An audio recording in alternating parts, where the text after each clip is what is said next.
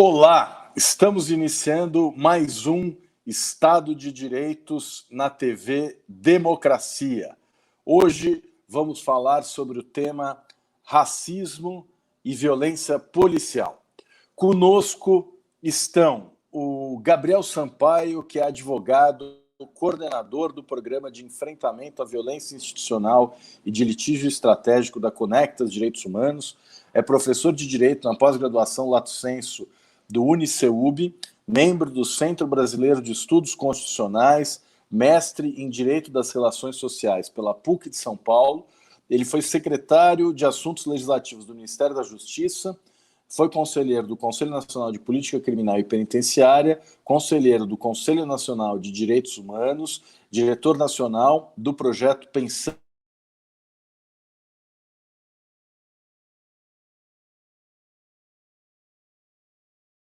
a Poliana Ferreira da Silva. Poliana da Silva Ferreira, que é graduada em Direito pela Universidade do Estado da Bahia, mestre em Direito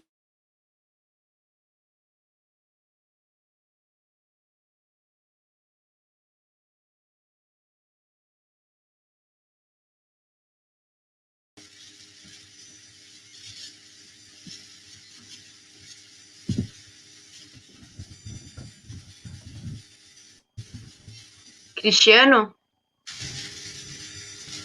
Oi, Cristiano. Você tá sem som pra gente. Acho melhor sair aqui. Eu vou sair aqui novamente. Vamos tentar mais uma vez.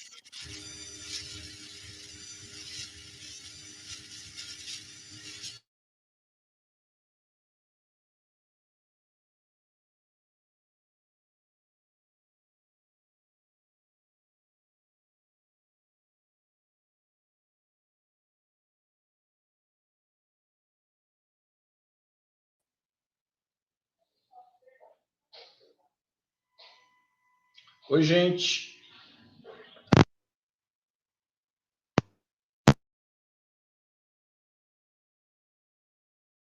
Agora, olá, vocês estão me ouvindo? Legal. Bom, então eu vou começar de novo, porque a gente teve um probleminha nessa abertura. Hoje, no Estado de Direitos, nós vamos tratar do tema violência policial e racismo. Conosco estão o Gabriel Sampaio, que é advogado, coordenador do Programa de Enfrentamento à Violência Institucional de Litígio Estratégico da Conectas Direitos Humanos. Foi secretário de Assuntos Legislativos do Ministério da Justiça. Conosco também a Poliana da Silva Ferreira, graduada em Direito pela Universidade do Estado da Bahia, mestre em Direito pela Escola de Direito de São Paulo da Fundação Getúlio Vargas, pós-graduada em Direitos Fundamentais pelo Instituto Brasileiro de Ciências Criminais, Instituto Ius Gentium Conímbriga, do Centro de Direitos Humanos da Faculdade de Direito da Universidade de Coimbra. Foi pesquisadora visitante da Faculdade de Direito de Criminologia da Universidade Católica de Louvain, é bolsista da Fundação de Amparo à Pesquisa do Estado de São Paulo, integra o grupo de pesquisas em criminologia da UNEB e o núcleo de estudos sobre o crime e a pena da FGV Direito. Conosco também Ronilson Pacheco, teólogo, pastor, auxiliar na comunidade batista de São Gonçalo e ativista, é autor dos livros Jesus e os Direitos Humanos e Teologia Negra, o sopro antirracista do espírito.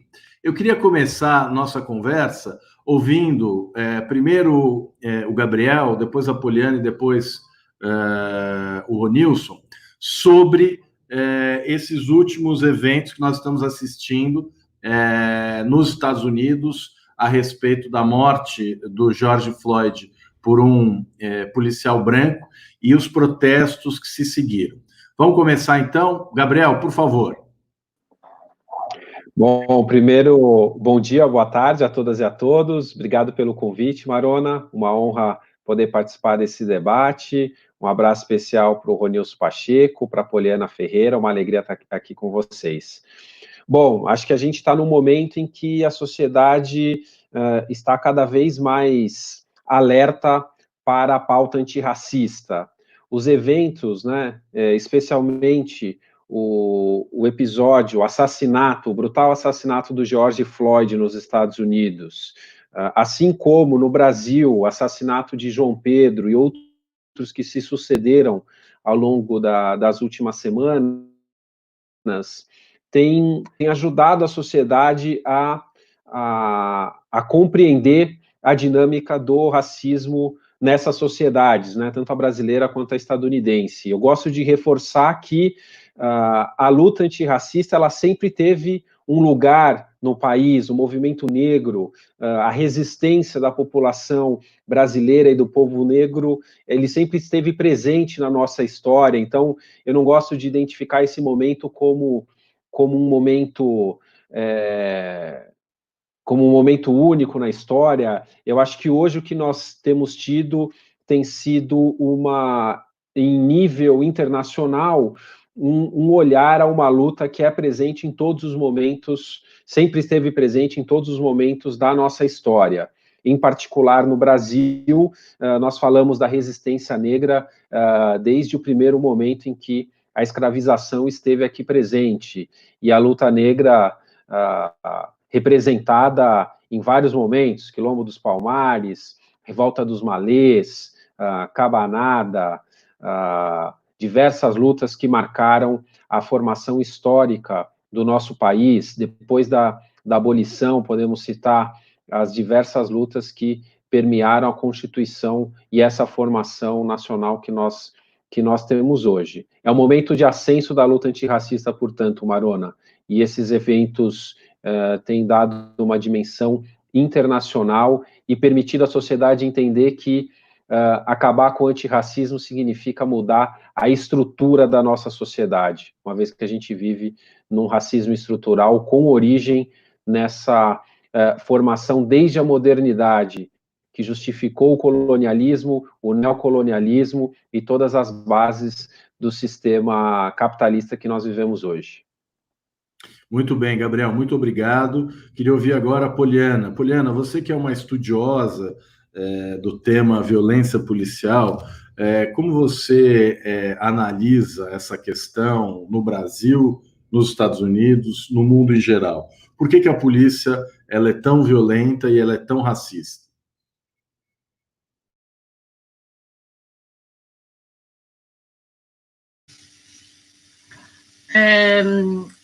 Primeiro eu queria agradecer, né, para mim é uma honra estar participando desse debate, especialmente porque a gente está colocando no centro do debate público, mais uma vez, né, um problema super complexo, mas que, né, nessas plataformas a gente acaba dialogando com um público que tradicionalmente a gente não consegue, porque a gente, né, estamos entrando em bolhas, então a gente não consegue furar bolhas para dialogar com tranquilidade em relação a esses temas super complexos como esse. Eu entendo, Cristiano, que tem uma dimensão histórica, né, da violência policial e do racismo, tanto nos Estados Unidos quanto aqui no Brasil, mas quando a gente olha para esse fenômeno, né, a gente não pode falar da violência policial de forma genérica, de forma generalizada. E o que esses protestos, né, têm revelado que é isso, né?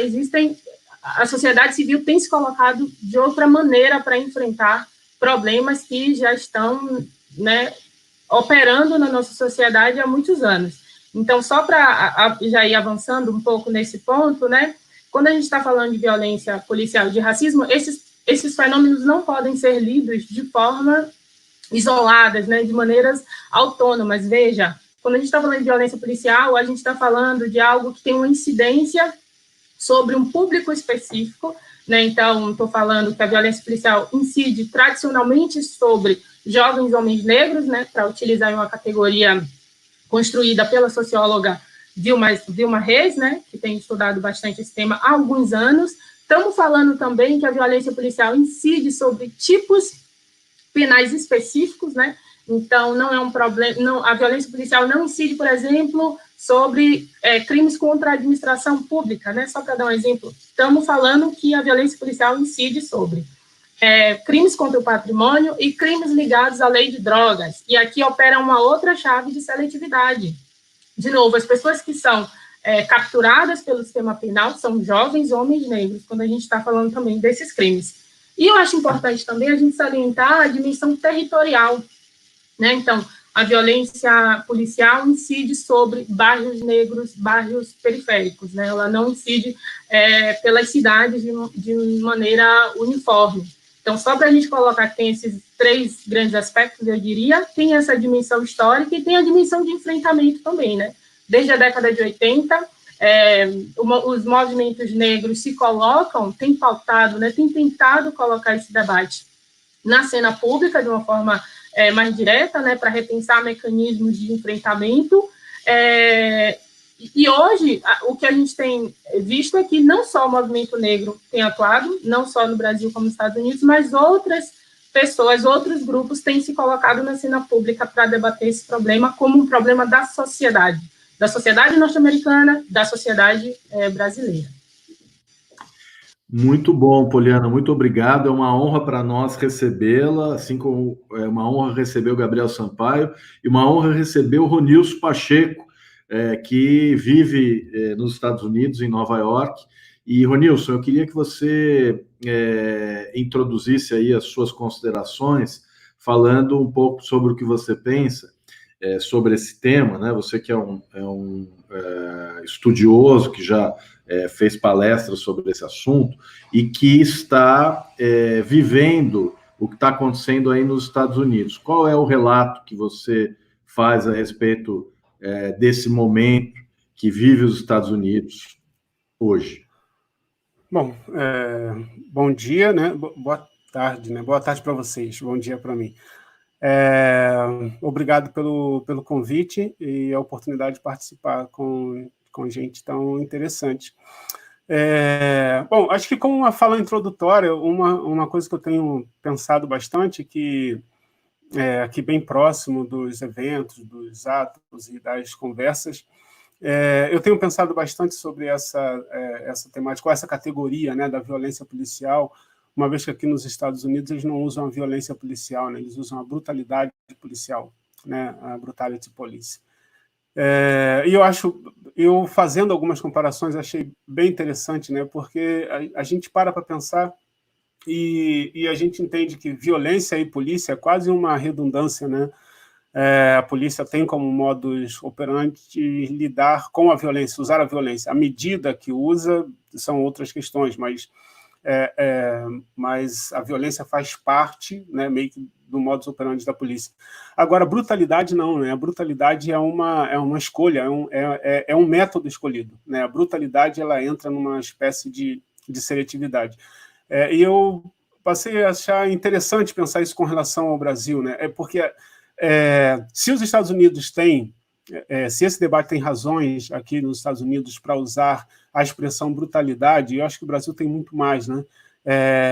Muito mais, está muito mais perto da brutalidade, a morte, o assassinato de uma criança de 14 anos dentro de casa, num contexto de operação policial, está muito mais perto da brutalidade, o tipo de espancamento, linchamento que sofreu recentemente um jovem em São Paulo, está muito mais perto da brutalidade, o fuzilamento de 5 jovens com 111 disparos, né, porque imaginava-se ser bandido, e se fosse, mas ainda assim, as práticas de violência, a forma de violência usada pela polícia no Brasil, com destaque para a polícia do Rio, polícia de São Paulo, polícia da Bahia, mas, enfim, esse ethos da violência da polícia militar no Brasil, ela está muito mais próximo da brutalidade, né?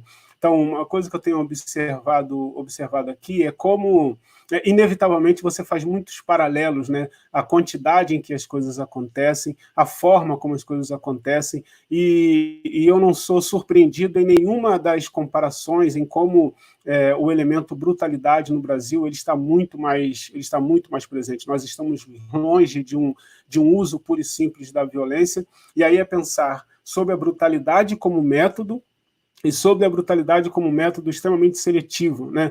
Porque ainda tem essa questão, a brutalidade não é um ethos que a polícia opera de qualquer maneira. A Poliana colocou muito bem que ela incide sobre alguns artigos, e acho que tanto quanto incide sobre alguns artigos, ela incide sobre um determinado estereótipo, né, sobre um determinado corpo.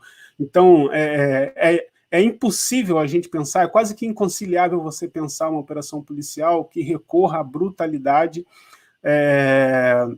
numa batida em um condomínio da Barra. Você fica pensando, por exemplo, como os policiais chegaram até ao Home Lessa, por exemplo, sabendo que o cara é um policial e um bom atirador, os policiais não entraram arrombando a porta e atirando como uma forma de se precaver que ele poderia estar armado num arsenal gigantesco que ele tinha e atirar de volta. A operação é toda feita rigorosamente seguindo um método de inteligência muito bem feito. E em situações em que até as possibilidades de ameaça e de resposta são infinitamente menores nas comunidades e nas periferias, a brutalidade é sempre o método usado como primeira alternativa. Então, tenho pensado muito sobre isso, né? Como, mais do que a violência policial, que a gente tem reivindicado o fim no Brasil, nós sempre temos lidado com uma expressão de brutalidade como método puro e simples. Obrigado, Ronilson. Eu queria aproveitar e colocar na nossa conversa, até antes do programa, dialogando com a Poliana, ela mencionou a importância da gente debater esse tema para além da polícia, né? Porque a polícia é apenas uma das instituições do sistema de justiça. Nós temos o Judiciário, temos o Ministério Público. O Ministério Público, inclusive, tem a atribuição constitucional de realizar o controle externo da atividade policial, né? Então, se nós temos uma polícia muito violenta e muito letal, isso, de alguma forma, é também responsabilidade do Ministério Público e do próprio Judiciário. A questão da tortura, não é? Que deveria ser uma prioridade, o combate à tortura. Temos aí, inclusive, um trabalho muito importante da Conectas mostrando que a tortura é blindada, porque justamente nem Ministério Público e nem Judiciário tomam providências a esse respeito, né? Então, qual é, na opinião de vocês, a responsabilidade do sistema de justiça para que esse estado de coisas exista e quais seriam as mudanças que nós poderíamos promover, né? Uma primeira mudança que me vem à cabeça é justamente transformar a realidade que hoje mostra que nós temos basicamente um judiciário branco julgando réus negros, né? Especialmente esses crimes de tráfico de drogas. O que vocês podem dizer sobre isso? Se vocês quiserem, podemos manter a mesma ordem, começando Gabriel, depois Poliana e depois Ronilson.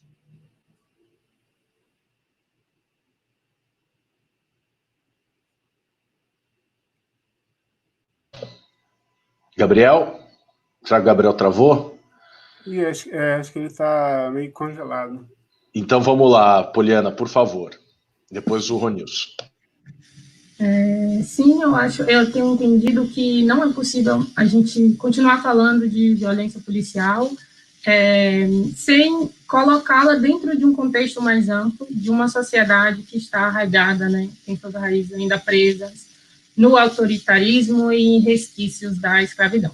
E aí, quando a gente coloca aí a violência policial dentro desse contexto social e coloca ela também dentro do contexto do sistema de justiça, a gente começa a observar outros aspectos desse problema que incidem na violência policial.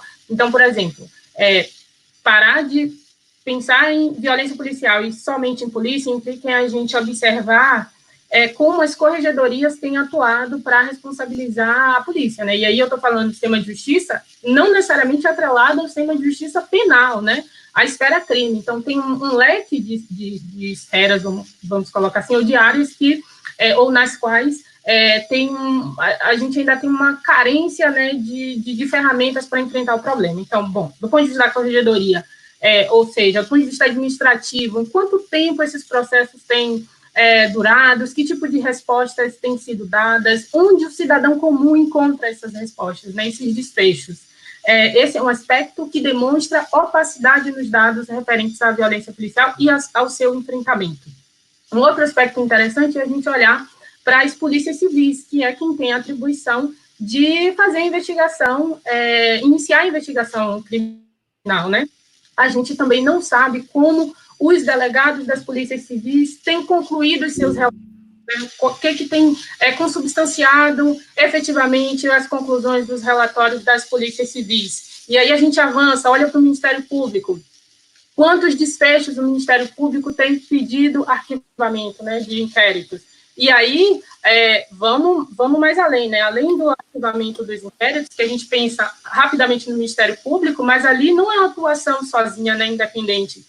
Quando a gente olha o nosso desenho institucional, a gente vai ver que quando o Ministério Público pede arquivamento, né, promove o arquivamento, precisa-se que um juiz, uma juíza, defira ou não o pedido. Então, se o Ministério Público, né, tem arquivado demais investigações da polícia que mata, vamos colocar assim, ele não tem feito isso sozinho nem de maneira isolada. E, por fim, eu acho interessante também a gente lançar luz sobre os processos de responsabilização na esfera civil. Então, como é que tem sido, né? A gente não tem como acessar, né? Ou seja, o sistema de justiça brasileiro não produz dados para se auto-observar, né? E aqui, falando na esfera civil, a gente não sabe quanto tempo vítimas ou familiares de vítimas da violência policial, da violência letal, né? Colocando no outro extremo, quanto tempo, em média, essas pessoas levam nas várias das fazendas públicas para conseguir indenizações, né? Só para pensar em uma das formas de reparar esses danos morais e materiais a essas vítimas. E, além desse ponto, tem um outro fator que é super interessante, né, super importante a gente observar, que é a atuação do chefe do Poder Executivo, né? Então, significa dizer que as falas públicas que essas pessoas fazem diante, né, dos seus cargos impactam também do ponto de vista reparatório para as vítimas da violência policial, né? Então, eu estou falando que as falas de governadores dos estados e do presidente da República produzem um impacto em termos de responsabilização. E aí eu fico me perguntando, né, o que esperar de um processo, de uma sociedade que, né, vamos colocar, em 92, vamos lembrar aí do massacre do Carandiru, né?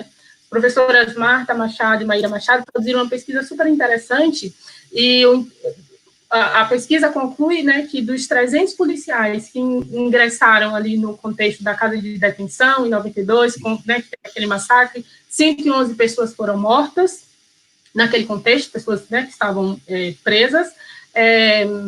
Dos mais de 300 policiais que ingressaram na casa de detenção, 73 apenas foram condenados, os demais foram absolvidos ou morreram, né, antes que o processo chegasse ao fim. Processos criminais que têm aí mais de 20 anos.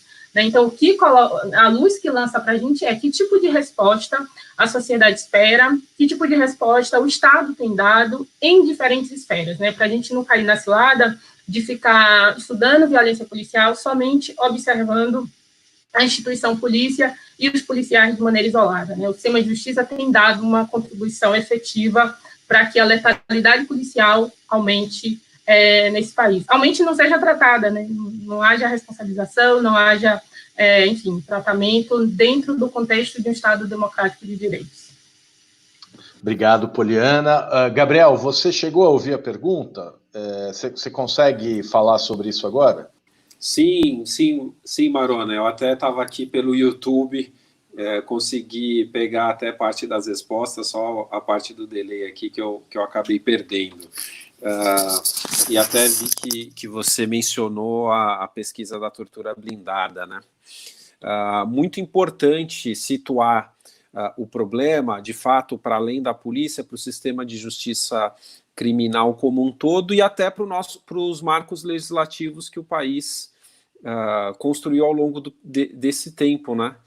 Acho que por isso é muito importante discutir essa temática a partir da compreensão e da categoria do racismo estrutural, né?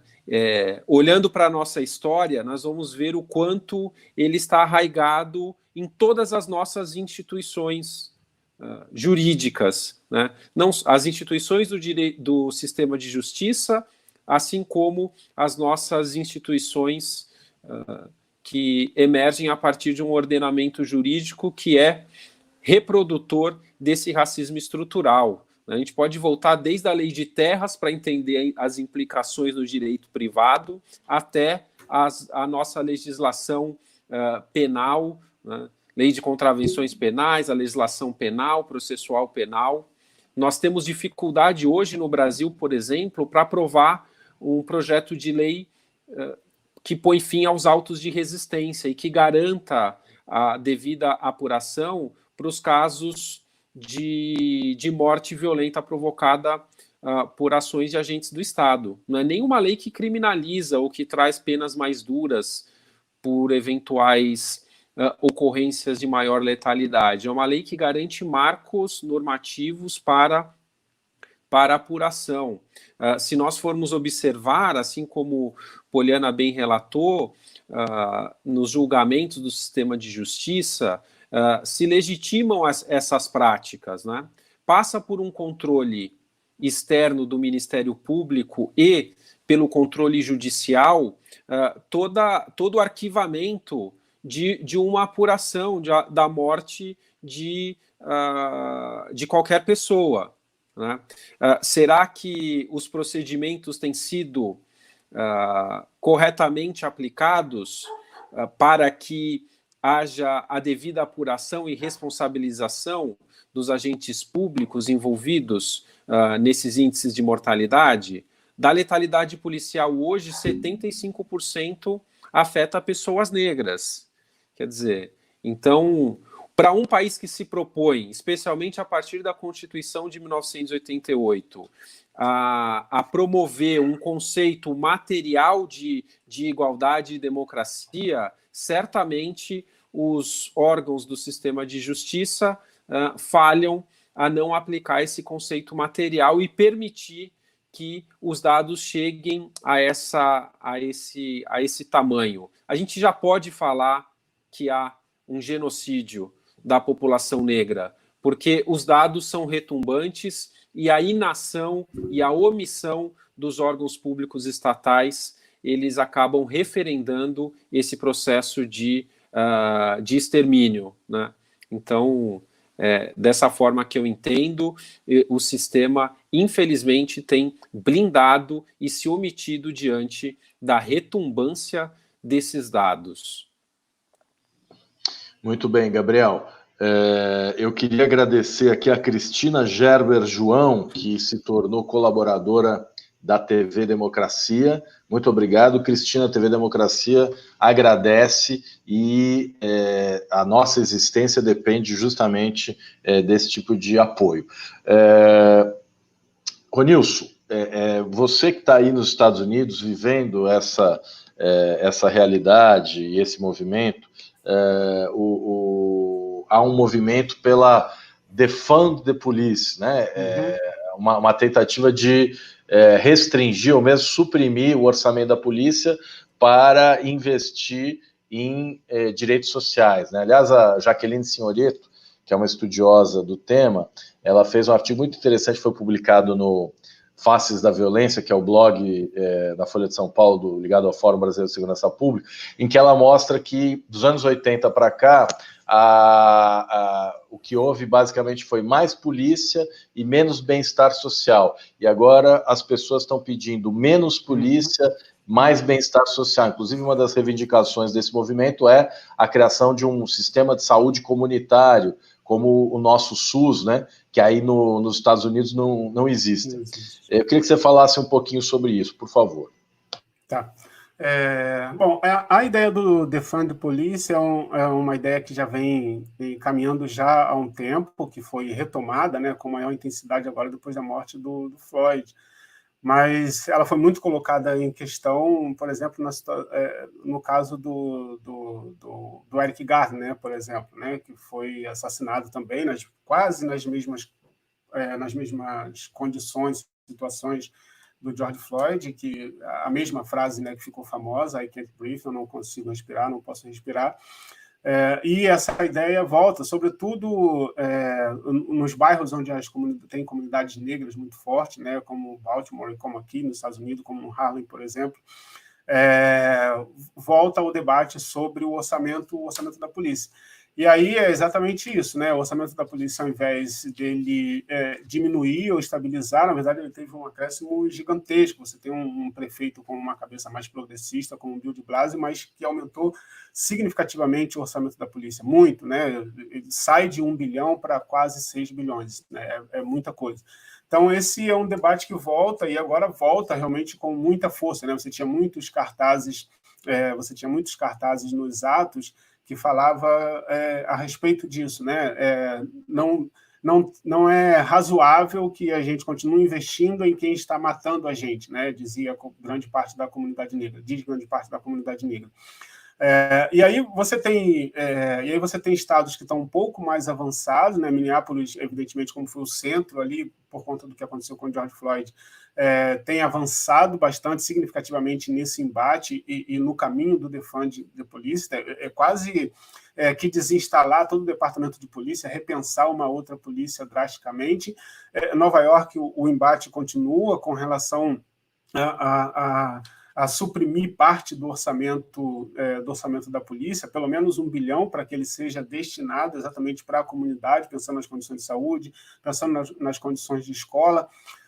Como parte desse dinheiro é muito acompanhado, vigiado e possibilitado pelo Conselho das Cidades, então tem uma possibilidade, né, desse dinheiro ser revertido para a comunidade local e, em especial, para a comunidade negra, mais do que pensando na comunidade, pensando em Nova York enquanto cidade, mas para a população que mais sofre no que diz respeito à violência policial. Então, mas isso em todos os estados, né? O defund era um movimento que já existia muito como plataforma, muito lentamente, e é uma plataforma que explodiu, né? Se tornou uma hashtag quase tão poderosa quanto Black Lives Matter, né?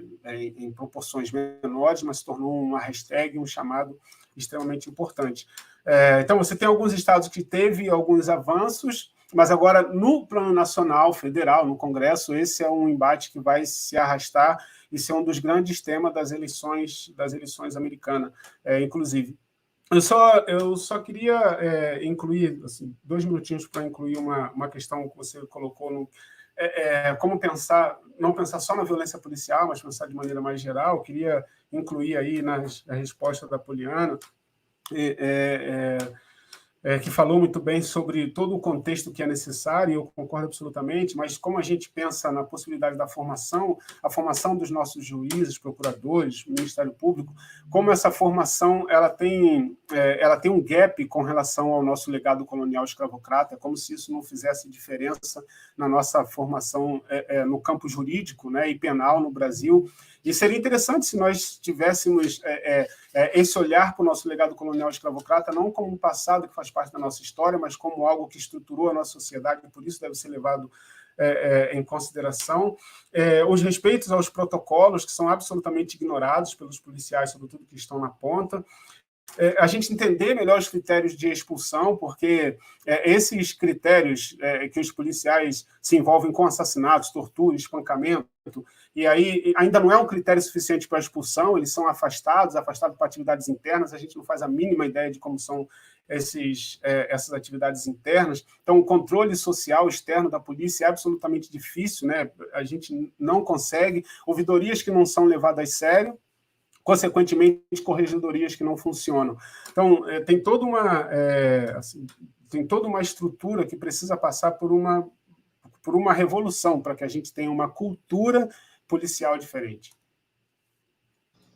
Muito bem, você tocou num tema que era justamente o tema da minha próxima pergunta, que é o que pode ser feito para que esse estado de coisas seja transformado, né? Então, uma das discussões que até perdeu força hoje em dia aqui no Brasil é a questão da desmilitarização da polícia. O fato de nós termos uma polícia militarizada é um fator que estimula a violência, ou é possível ter uma polícia militarizada que respeite padrões democráticos, né? Além disso, a existência da justiça militar faz sentido hoje no Brasil? Ou a justiça militar também representa um obstáculo à apuração dos crimes praticados por policiais? Temos a questão do uso das armas menos letais, como gás lacrimogênio, balas de borracha, que são também uma realidade muito perversa no Brasil, né? O uso de armas menos letais já causou muitos danos, pessoas que perderam a vista e continuam o uso dessas armas, inclusive de bombas de gás lacrimogênio, é espantoso, né? Quer dizer, a quantidade de bombas de gás lacrimogêneo utilizado pela polícia no Brasil é algo que revela uma situação de guerra, né? Então, eu queria saber de vocês, concretamente, o que pode ser feito? Quais são as propostas? Faz sentido, hoje, em 2020, falar em desmilitarização, ou essa é uma disputa que já foi perdida e a Polícia Militar ela vai ter que ser reformada dentro dos modos em que ela existe, dentro do padrão militar?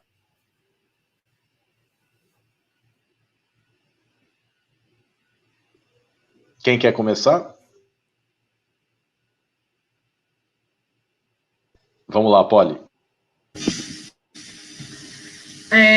Desmilitarização da polícia, eu acho que é um tema urgente, mas me preocupa muito a forma como ele tem sido abordado na nossa sociedade, né? Então, rapidamente aparecem como bandeiras e os grupos, né, rapidamente se dividem e vestem as suas camisas, e o debate não tem sido, do meu ponto de vista, feito com a tranquilidade que demanda, né? Então, primeiro ponto que eu queria colocar diante disso é pensar que, primeiro, a desmilitarização não é suficiente, mas não só isso, aliás, né? O que a gente está falando quando a gente está pautando desmilitarização, né? Não pode ser pensado como remédio imediato que resolve tudo, né? Tem uma série, quando a gente pensa, né, na estrutura da polícia, tem uma série de mecanismos que precisam ser pensados para que a gente tenha um projeto de polícia diferente, né? Ou melhor, um projeto de polícia que possa atuar com respeito aos direitos humanos. E aí a gente não pode esquecer que a gente está, de novo, falando de instituições brancas ou embranquecidas, né? E aí a polícia não está sozinha nessa, chamo de novo a responsabilidade do judiciário, estou falando de instituições brancas, nos quais os membros são brancos, a progressão na carreira também privilegiando pessoas brancas, né? Então, isso para lembrar o judiciário, lembrando aqui dados do Justa, que é um projeto, né, super interessante, no qual os pesquisadores têm se colocado para pensar estrutura das instituições, né? Então, orçamento público, raça e gênero, e esse debate não pode ser pensado, né, desmilitarização não pode ser pensado longe dessas outras frentes. E aí, sendo bem pragmática, né, eu tenho entendido que não necessariamente a gente tem que estar pautando desmilitarização como um bloco fechado, né? Mas tem elementos, dentro desse debate que são pautados, que pode ser interessante para a gente. Então, bom, quando a gente está pensando letalidade policial, tem um problema que está relacionado à letalidade policial, violência policial, que é pouco abordado, e eu acho, né, e aí, complementando aí, eu acho que tem relação com a militarização da polícia, enfim, que é a dimensão de formação e preparo do policial. Então, quando a gente está discutindo violência policial, racismo e desmilitarização, inevitavelmente aparece uma dimensão de saúde do policial, né? E aí, é um tema, do meu ponto de vista, né, a formação, o preparo, a saúde do policial não pode ser pensado como um problema da categoria polícia, né? Esse debate tem que estar na mesa, porque embora a polícia, né, seja uma instituição, e né, saúde da polícia, a gente está falando disso também, quando a gente pensa nesse ponto, a gente esquece esse aspecto, mas é um aspecto que precisa ser levantado, porque a gente está falando da polícia que mais mata, a polícia que mais morre, mas também a polícia que mais se suicida, né? Então, tem algo errado na nossa forma de pensar a polícia dentro, né, dos marcos democráticos, então estou falando de 88 para cá, que não tem funcionado. Se a gente vai pautar a desmilitarização, né, com base em que a gente está pautando, quais são os aspectos que não nos interessam como sociedade civil, né? Então, eu acho que é uma maneira de abordar o problema e de colocar para a gente esse problema numa dimensão complexa como ela é, né? Não dá para usar jargões e achar que os problemas estão resolvidos, porque eles não estão. Perfeito. Ronilson, Gabriel, quem gostaria de ir agora?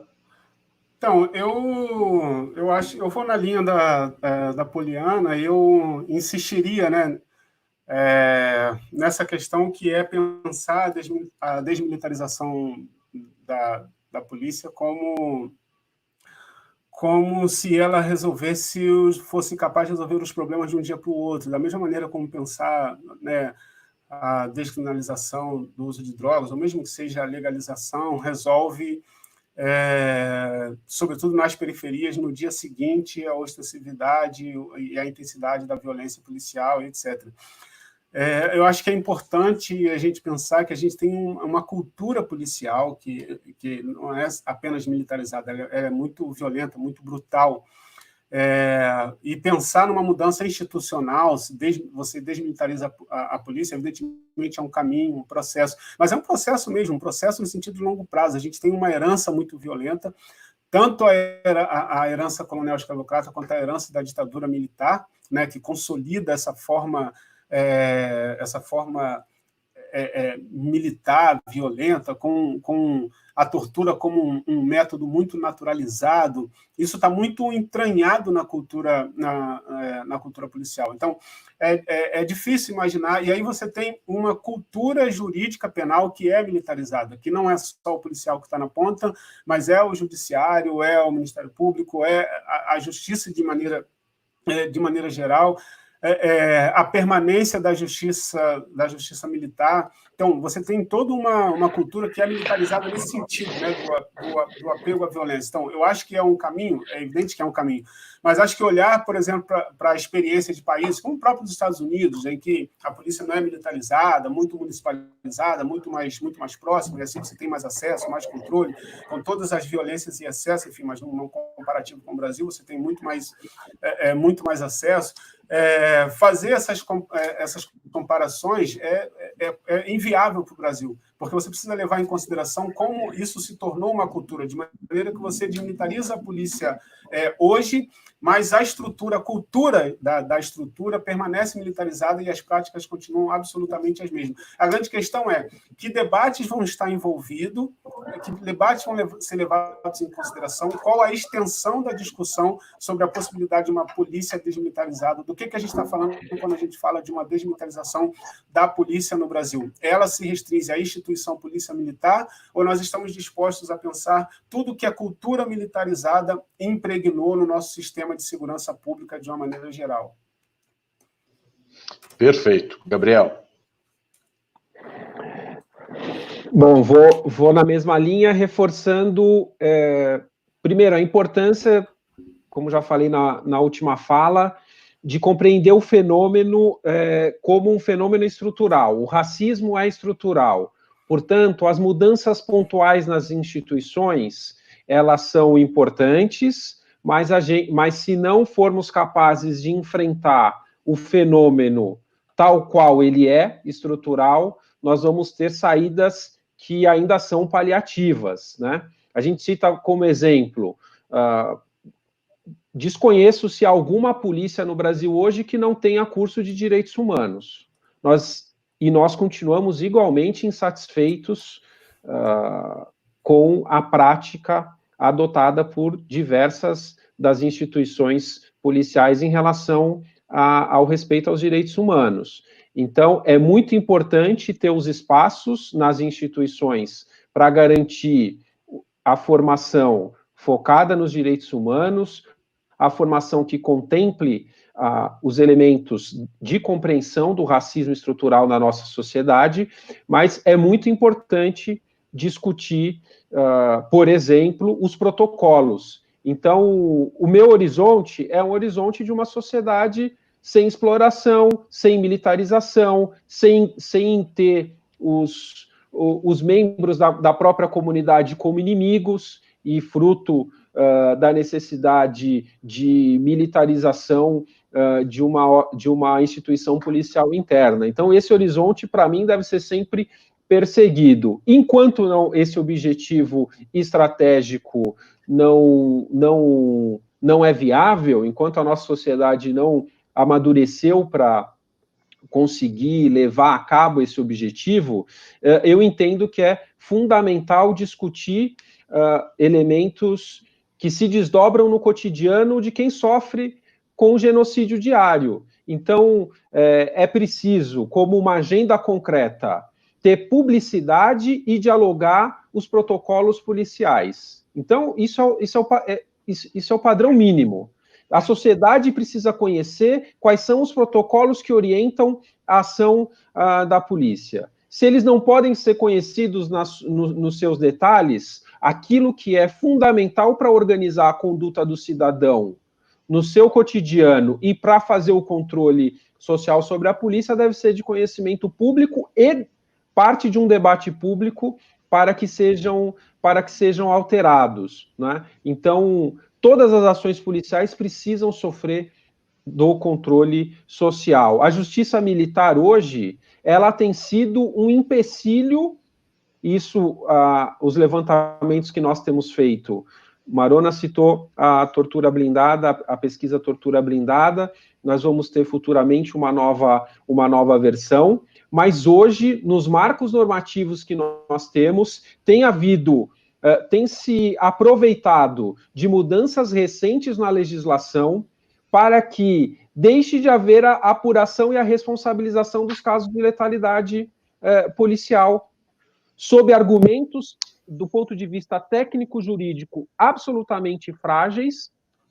As apurações têm sido relegadas à justiça militar, lembrando que quando alguém é testemunha de um fato ocorrido e que envolva um militar, há naturalmente um temor de ir a uma instituição militar para depor, para prestar testemunhos, as investigações feitas nos próprios batalhões, sem uma corregedoria como órgão central, com um nível de independência. Nós não podemos avaliar as instituições no Brasil sem compreender a sua prática concreta. A legislação muitas vezes assegura alguns direitos que na prática não são efetivados à população. Então, para concluir, eu reforço.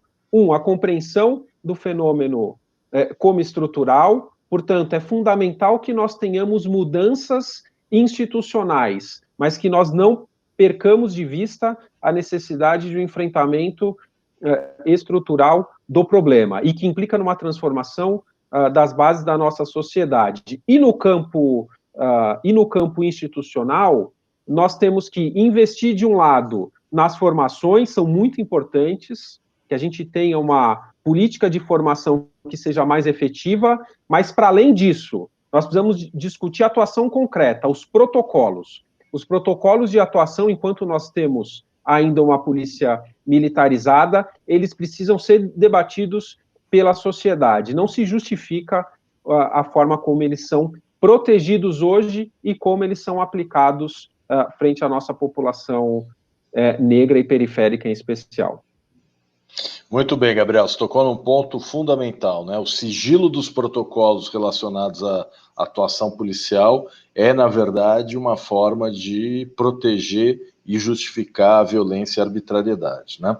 Eu queria continuar essa discussão trazendo a decisão do ministro Edson Fachin do Supremo Tribunal Federal, que, em liminar, decidiu que todas as operações policiais em favelas do Rio de Janeiro durante a pandemia do coronavírus deveriam ser proibidas, né? E o ministro, inclusive, citou como motivo a morte do João Pedro, de 14 anos, baleado com um tiro de fuzil nas costas durante uma operação policial no Salgueiro, em São Gonçalo, no Rio de Janeiro, né? Segundo o ministro Fachin, nada justifica que uma criança de 14 anos de idade seja alvejada mais de 70 vezes. O ministro Fachin diz que esse fato indica que, mantido o atual quadro normativo, nada será feito para diminuir a letalidade policial, um estado de coisas que em nada respeita a Constituição. E aí a gente lembra daquela decisão do Supremo que fala que as prisões brasileiras são um estado de coisas inconstitucional, porque nas prisões brasileiras a violação de direitos é sistemática, né? No caso do estado de coisas inconstitucional das prisões, isso não teve nenhum efeito na prática, né? Quer dizer, o superencarceramento continuou como se nada estivesse acontecendo. As pessoas são mandadas para as prisões, a despeito de as prisões serem campos de concentração onde a tortura é a regra. E agora essa decisão do ministro Fachin proibindo operações policiais nas favelas do Rio de Janeiro durante a pandemia. Como é que vocês avaliam essa decisão?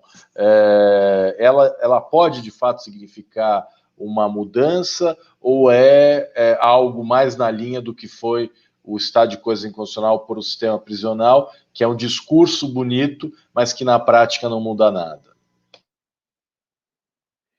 Marona, eu tenho a honra de participar dessa ação, representando a Conectas como amiga da corte, e tendo uma decisão importante também em favor das organizações do Estado do Rio de Janeiro, como o Coletivo Papo Reto, Iniciativa do Direito à Memória da Juventude Negra, Mães de Manguinhos, Fala Acari. Nós tivemos a honra de representar essas organizações que também fazem parte dessa ação, talvez a primeira incidência concreta de comunidades das favelas numa ação judicial perante o Supremo, com uma legitimidade muito importante para o processo judicial e para o processo decisório do Supremo Tribunal Federal. A decisão do ministro Fachin tem que ser comemorada, e você faz a ponte com um tema fundamental. Foi declarado o estado inconstitucional de coisas no sistema penitenciário, mas a política de guerra às drogas continuou. E ela é um dos motores principais para que o estado de coisas no sistema penitenciário seja inconstitucional.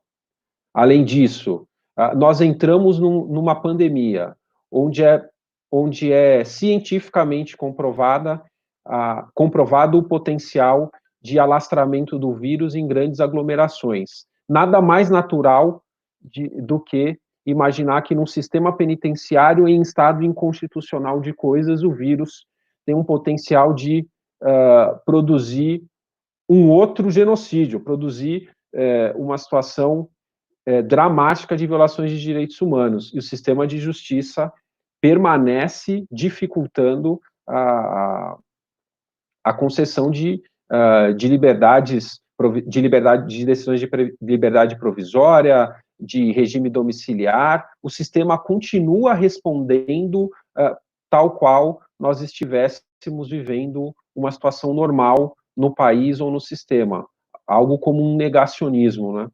Então, esse exemplo que você deu dialoga com o que nós estamos tratando em relação à violência policial, em relação às operações policiais. É preciso encarar o problema de forma estrutural. Então, a decisão do ministro Fachin há de ser comemorada. É importante que a sociedade lance o olhar sobre que modelo e qual atuação de polícia a sociedade quer, né? Então, ao longo do período pós-decisão, nós tivemos alguns episódios em que ela foi descumprida, e sob o argumento, de novo, de sustentação da política de guerra às drogas. Então, eu reforço que é muito importante engajar a sociedade no debate, é muito importante efetivar o controle social. Então, por mais que nós tenhamos na sociedade, algumas vezes, o discurso que legitima essa política genocida e de violência, mas é importante que nós continuemos a travar essa luta civilizatória e debatermos cada elemento de injustiça nessas operações que ocorrem e cobrar as nossas instituições para que tenham um comportamento condizente com os parâmetros constitucionais. Muito bem. Poliana? Especialmente essa última decisão, eu leio como uma grande vitória dos movimentos sociais, movimentos populares, né, movimentos de mães, especialmente, que tem, né, feito aí o enfrentamento face a face, vamos dizer assim, né? São as pessoas que têm chorado as mortes dos seus familiares, de seus filhos, na maioria das vezes, e tem que lidar tanto com o luto quanto com a luta para enfrentar esse problema que tem, né, ocorrido no nosso cotidiano, né? E aí, ao mesmo tempo que é uma vitória, é também uma chamada para a gente não desistir, né? Porque, diante de tantas barreiras e desafios para enfrentar esse problema, é como se nos desse fôlego, né, para continuar. Para continuar por quê, né? E aí já vou avançando um pouco mais na resposta. A violência policial, né, ela está naturalizada na nossa sociedade, né? Ela praticamente segura a nossa democracia. Então, e ela não faz isso sozinha, né? De novo, para olhar de forma mais ampla para o sistema de justiça, e entrando um pouco na minha pesquisa, né, a gente consegue pensar, né, ou identificar uma série de mecanismos jurídicos de imunização da polícia que mata.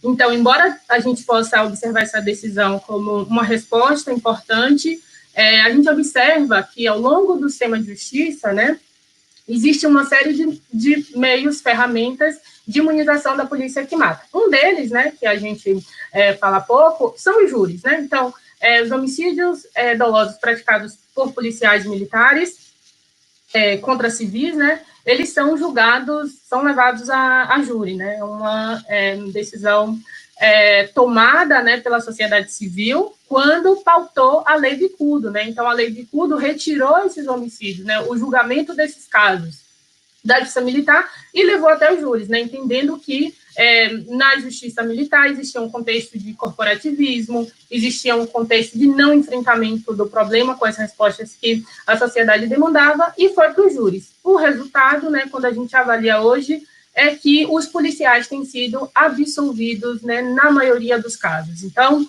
que a gente está dizendo com isso? Que não é que a sociedade civil tem demandado apenas a condenação dos policiais, mas essa resposta, né, a resposta do judiciário é também importante. Então, além dos júris, né, que a gente, embora tenha surgido, né, como uma resposta importante para esse problema, hoje, né, é preciso avaliar também de uma outra forma como os júris têm respondido à polícia que mata. E aí, ao lado dos júris, a gente, né, coloca também os excessos de arquivamentos, a gente coloca, como o Gabriel estava falando, a ausência de protocolos públicos, né? A gente tem que estar na escola acompanhando, tentando entender, né, desde muito cedo, como é que a polícia aborda o cidadão, né? Como é que a polícia deve abordar, pelo menos, o cidadão, para que a gente tenha uma sociedade civil também letrada nesse aspecto, né? Para que a reivindicação de direitos possa ser feita também de uma maneira com uma qualidade maior, né? Então, eu acho que a decisão lida de maneira isolada, assim que a gente considere mecanismos de imunização da polícia que mata ao longo dos anos, ela acaba sendo uma resposta pouco efetiva, né? Então, a gente comemora, mas a gente tem que comemorar com ressalvas, comemorar entendendo que a luta segue e em muitos aspectos, né? A gente ainda tem muito trabalho pela frente enquanto sociedade civil, eu diria. Muito bem. Agora, Ronilson. Só para pegar um gancho aí na fala da Poliana e do Gabriel. Primeiro, dizer que, obviamente, né, essa decisão do Fachin foi extremamente importante. Agora, ela aponta também algo que é extremamente preocupante, né, que no horizonte dessa decisão está a pandemia, a gravidade da pandemia, né, e como num contexto de pandemia as vidas ficam muito mais vulneráveis e toda a questão do contágio. E aí o ideal seria que não tivesse as operações. Quer dizer, você tem a pandemia no horizonte e não tem a vulnerabilidade de tantas vidas periféricas no horizonte. É uma grande conquista, é claro que é uma conquista significativa, mas é interessante você pensar, primeiro, como você precisa da intervenção direta da Suprema Corte, né, que vai queimar várias etapas e que vai passar por cima de todo o processo de discussão para tomar uma decisão objetiva, porque está vendo que as vidas estão sendo colocadas em perigo. Então, de agora em diante não pode mais ter operação. Você precisa da Suprema Corte para fazer isso, por quê? Porque você não tem um Estado que é sensível a isso, você tem um governador que ignora isso completamente, você tem uma instituição, Polícia Militar, que ignora isso completamente, você tem uma corregedoria que ignora isso completamente, que ignora completamente esse cotidiano de violência e de exposição das vidas nas periferias. Você tem uma sociedade que não reivindica isso como importante, salvo, evidentemente, as pessoas que são vítimas nas periferias, mas você não tem uma sociedade que cobre isso com contundência o bastante, a ponto de você depender de uma decisão direta da Suprema Corte para que isso aconteça. E aí, pensar que o que motiva essa decisão é que a sociedade já está extremamente fragilizada com a pandemia, ou seja, num contexto normal, as operações policiais, do jeito que elas acontecem, continuando a violar e fazer vítimas do jeito que elas fazem, ela é o normal, ela é o cotidiano. O que tem de diferente no nosso contexto não são o número de mortos, quase que nem o João Pedro. Né? O que nós temos de diferente é um contexto de pandemia. Então, acho que é uma decisão que deve ser super comemorada, sobretudo com a participação importante de movimentos sociais e gente que está na linha de frente, como vítima e como agente, no sentido da resistência e do enfrentamento.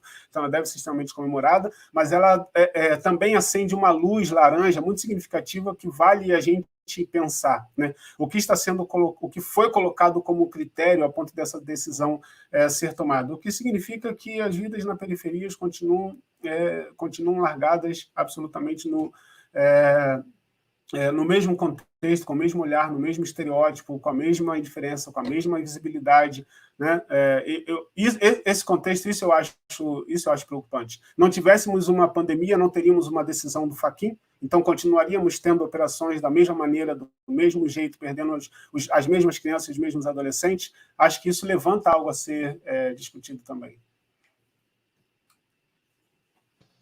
Sem dúvida, né? Quer dizer, além da pandemia da Covid, nós temos a pandemia da violência e do genocídio, né? Que não depende da existência desses momentos excepcionais, que são o que acontece ordinariamente. Bem, nós estamos chegando ao final do programa, nosso tempo acabou, mas eu queria agradecer mais uma vez a vocês, a Poliana, ao Gabriel, ao Ronilson, 3 pessoas fantásticas que vêm fazendo um trabalho maravilhoso. Quero dizer aqui de público da minha admiração por vocês. Então, recebê-los aqui no Estado de Direitos é uma grande honra. Tenho certeza de que todos e todas que nos assistiram puderam desfrutar desse debate em alto nível. Eu espero que possamos estar juntos em outras oportunidades. Mais uma vez, muito obrigado a vocês por participarem do programa. O Estado de Direitos fica por aqui. Retornamos na próxima sexta ao meio-dia. Ao Gabriel, ao Ronilson, à Poliana, mais uma vez, muito obrigado. Até a próxima.